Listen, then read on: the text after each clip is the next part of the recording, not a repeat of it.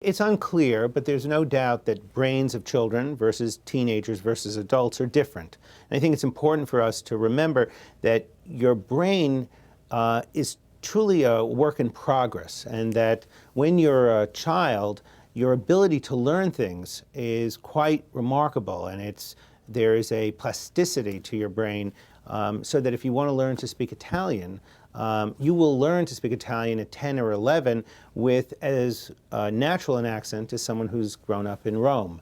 And yet, if you learn to speak Italian after the age of 13 and 14, you can learn the vocabulary, and you can certainly learn the grammar, but your accent won't be nearly as natural, especially even if you learn it at 40 or 50, where it becomes very trying for your brain to learn that new language.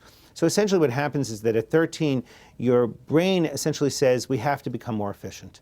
It's very bushy out there. You know, everything, there's so many little roads and making little connections between different parts of your brain that aren't being used. The brain essentially says, if you haven't used it, we're going to lose it. So if you haven't used that little country road, let's say, the circuitous little route to learn to play golf or to learn to speak Italian, we're going to eliminate that. And we're going to create structured superhighways in our brain for learning. So in 8th and 9th grade, our subject matter becomes much more comprehensive. We are able to learn so much more. Now, that doesn't mean that you can't learn Italian or play golf, but it becomes much more of an intellectual or cognitive experience. So if you stop playing golf for 6 months, the next time you go out on the course, you have to remember, what is it that I'm supposed to do? How am I supposed to hold the club? What am I supposed to do when I swing through? Versus if you learned early in life and you stopped, you just have a natural swing. You get back on the course.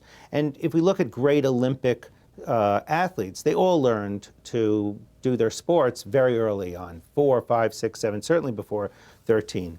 So at 13, your brain is becoming more efficient. And that efficiency really, and renovation, takes until you're 25 years old. And it's during that time of restructuring and renovation that serious psychiatric illness occurs. So whether it is the first bouts of depression at 13 and 14, or schizophrenia at 18 or 19, or manic depressive illness, or true adult bipolar disorder at 19 or 20, all of those things occur when the brain is under this reconstruction or this renovation.